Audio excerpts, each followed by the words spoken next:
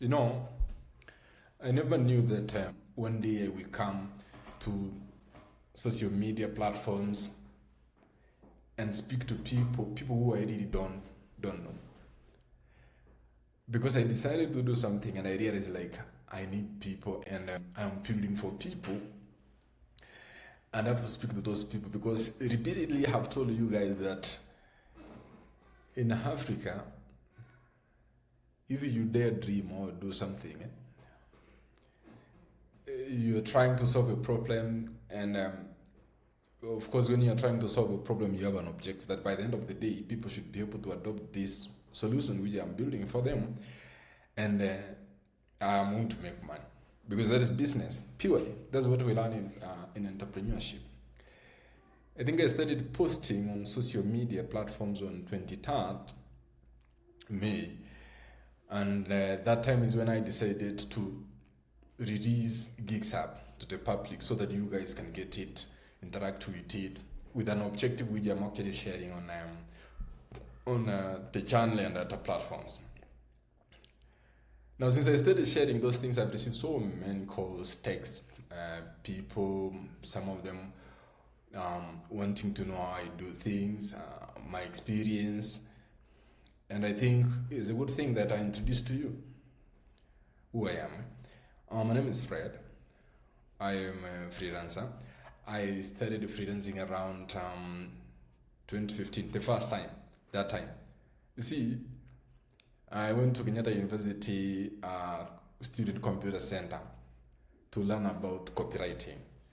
And that time, nobody could guide you how to do copywriting. I really even didn't know that copywriting is simply selling or converting or whatever, marketing, all those things. But then I went to it and I tried it. It didn't work. Because then there was a guy who was known as Joachim who introduced me to academic writing. And they were even calling copywriting academic writing. So I knew it's just academic writing. So I went there with a friend of mine and T. And we tried it. It didn't work. So I left there and then after some time when we were going for a long holiday, I felt like, no, I cannot do freelancing because I didn't even have a computer then. So the best thing which I did, I took a matatu and I landed in Kocha, Nairobi CBD, and walked down River Road, ended up at Mall Line, and I asked for them for a job and they gave me that job. So I started working as a makanga for the next 2 years since then. And I've written these stories in one of my books, known as The Urban Dreamer, which has been published on Experience Run. I think I will share the link here so that you can go and see it. If you're interested in reading about the stories from campus, my journey, how I have been navigating this space up to, I think, 2022 when I switched my careers to software engineering and tech entrepreneurship. So the reason as to why I've decided to record this video is because I've been receiving calls. And this morning I received a call from someone and from my interaction with the guy, I felt like he was very frustrated with freelancing. So he told me it came from one of my clips which I share in groups and he told me like, I think like maybe you've been in this space, you sound to have been in this place, can you guide me like I've been tasking? So the guy told me like, tasking, and he's not an old tasker because he's telling me that he has been tasking with AI platforms, Mercor, and the other two which he mentioned. One I didn't even understand it because I've never come across it. But the fact is that he has been doing it and he was very frustrated about tasking. And I decided that it would be a good thing because he may not be the first person to experience that one, or he may not be the only person who is experiencing that. So I decided that I am going to create a video and the audio and share it with you guys. Yeah, and share it with you around freelancing and I want to be specifically about my belief about freelancing and how freelancing works based on experience myself from 2015. Then I stopped, I became a makanga, then I went to NGO sector for a while. Then I came back to Amazon Mechanical Turkey as a microtasker, and then I worked with Rave. Then when Remo was coming, I was also running away from tasking because I felt like now I cannot continue to do tasking. And even at that time, I was doing tasking from a workstation. I had a Rave workstation that we were doing a transcription, and then at the same time we were doing microtasking with Amazon Mechanical Turkey.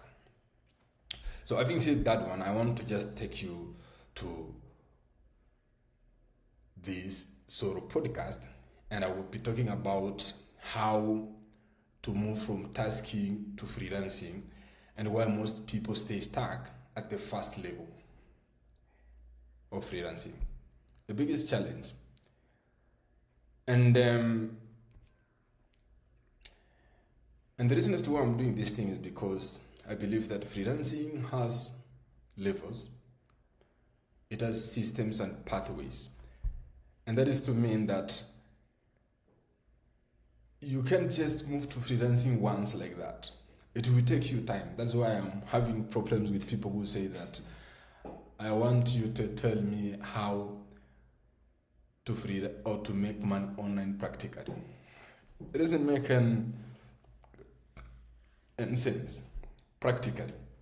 Theoretically, maybe it will, but practically, there are levels, there are systems, there are pathways which you need to follow, and you need someone who has been in the game good enough or long enough to guide you, because, and that person actually has to be from almost the same environment where you are.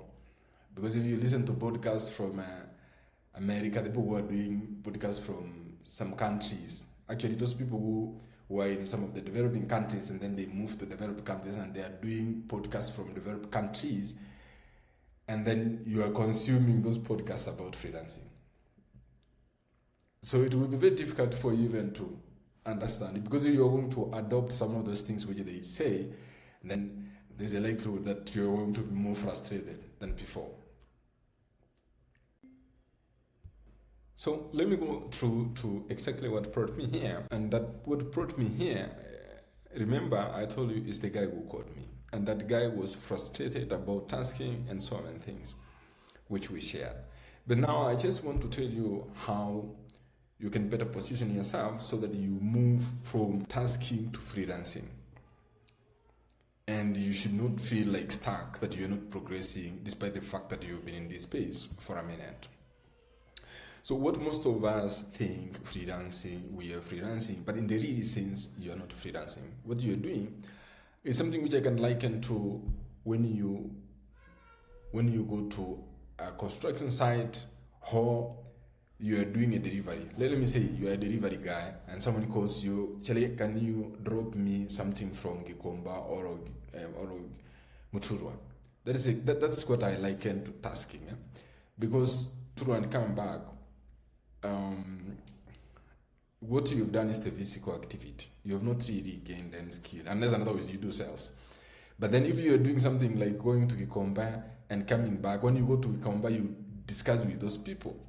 Then you make deals, you negotiate, you bargain, all those things. I want you to hold on that one, because there is a skill which you are going to build if you do something like that one.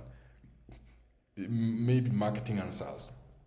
And that is what I'm going to tell you by the end of this lesson on how we can leverage such kind of approaches in building skills. So in tasking, you need to know that those are small tasks which are available. You do them. Once you are done, you get paid, and that's all. It comes to an end. But on freelancing, you have control, because when you're freelancing, you are solving problems. And those problems which you are solving, you get paid for that one. And there are things which you need to understand about tasking and freelancing, the difference. So the first thing which you need to understand is that you don't own any client. when you're tasking. It is clients who decide how to use you once their task is done or whatever they are doing is done, that's all.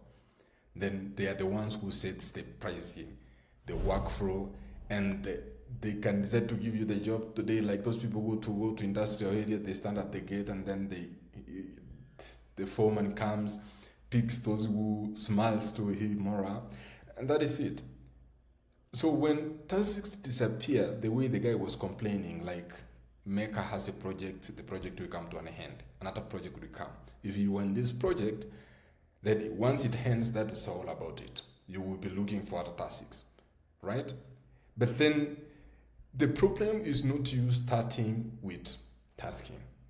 That is not a problem. That is where most of started, like any freelancer or anyone who has moved out of tasking to freelancing, or those ones who are doing still tasking, looking for jobs to give you so that you can continue tasking. Remember, those are the biggest winners. People who have multiple accounts and who are giving out tasks, those are the winners, because they will be making more resources within a short period of time.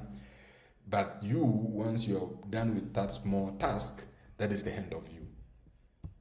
So the biggest challenge is not you tasking. The biggest challenge is you staying there. Why should you be tasking even after you have left campus? Because for me, I believe like taskers should be students, people who have nothing to lose, people who are not risking. Because tasking is the entry level. Like I started in 2015. I wish like I had someone who could mentor me, tell me like how to approach freelancing. Then I could have grown in copywriting. Maybe right now I could be doing sales and marketing somewhere for companies, digital marketing, social media, platform management, all those things. If I had stayed enough there, being guided that, you see, you can do copywriting as a writer right now, but then with time, you can build skills in this field. So the problem is not you tasking. No, you're right. The problem is that you have stayed there more than you should actually have stayed there. So the best thing which you can do is to, when you're freelancing, you should be having a clear pathway on how you are moving forward. As I told you guys, like there are levels, pathways, systems, and all those things.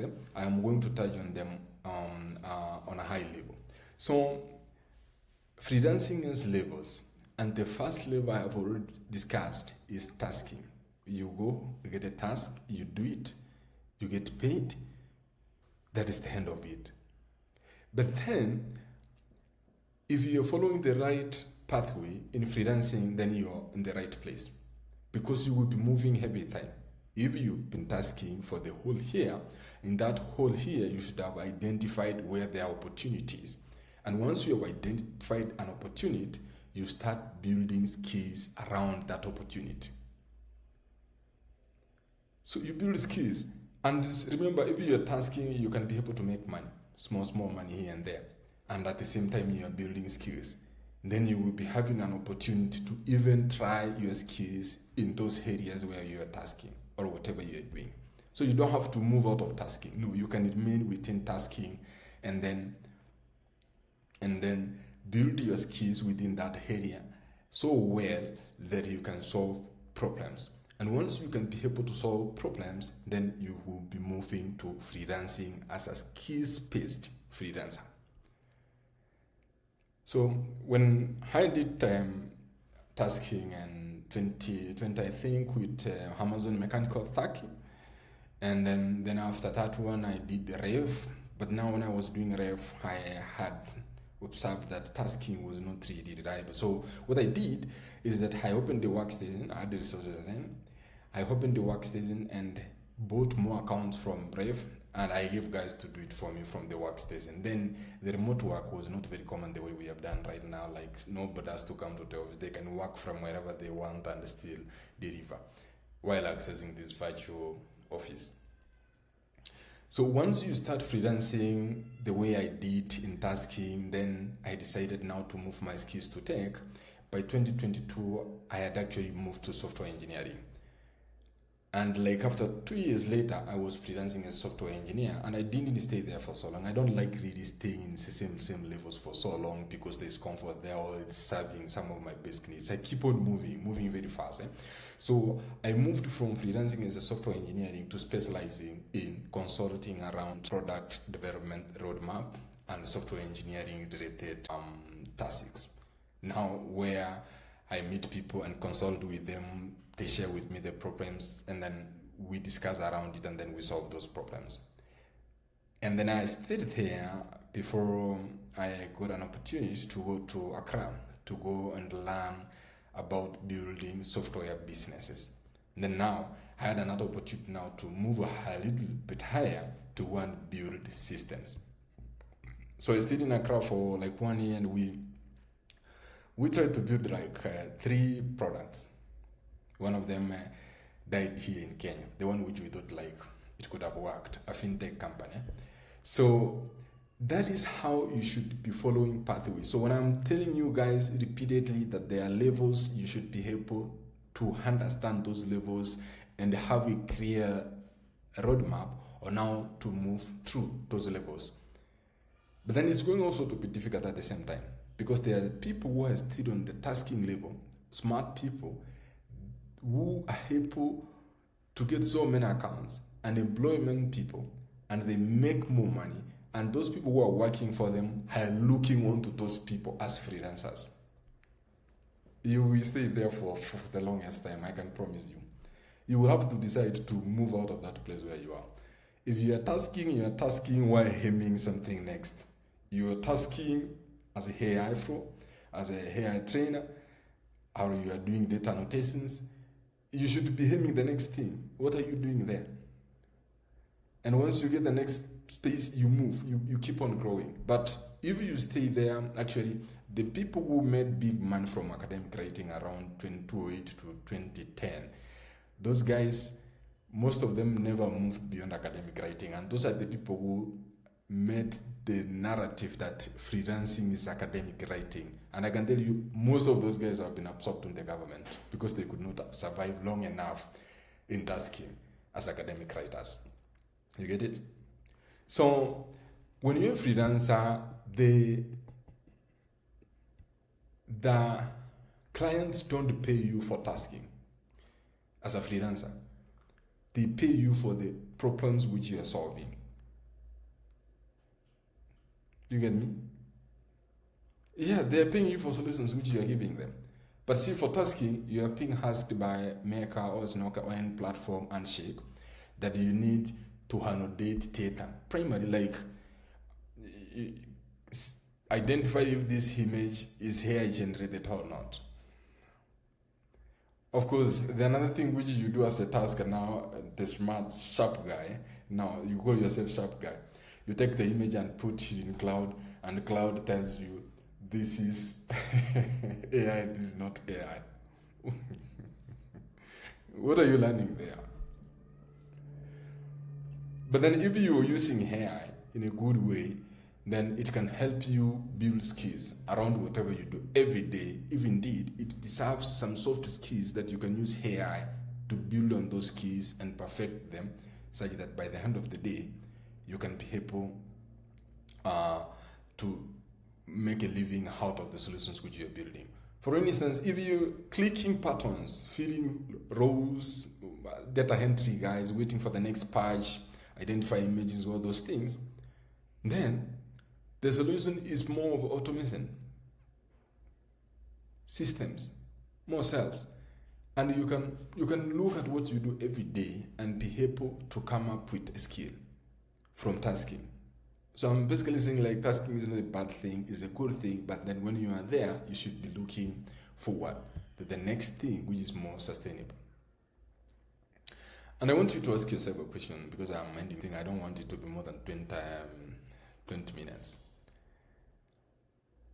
I want you to, if you have been using AI and they are maybe doing data annotations, or then I remember most of you are not coming from nowhere. You are coming from maybe a degree, or you have an educational background wherever you studied, and you have been using AI. And if you have not been using AI, then you can start exploring more spaces where you can be doing things.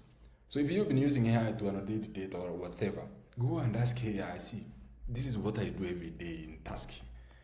Which skills do you think I can build out of what I do every day? And then you look at those keys. Once you look at those keys, then you go and do more research. Is there an opportunity in this space or in whatever AI is telling me?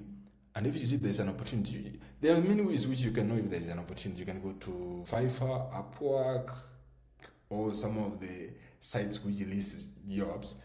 Then check some of the common gigs which are being offered there. And then look at them, how are these guys positioning themselves? And this is the skill which AI has recommended for me. Is it even available here?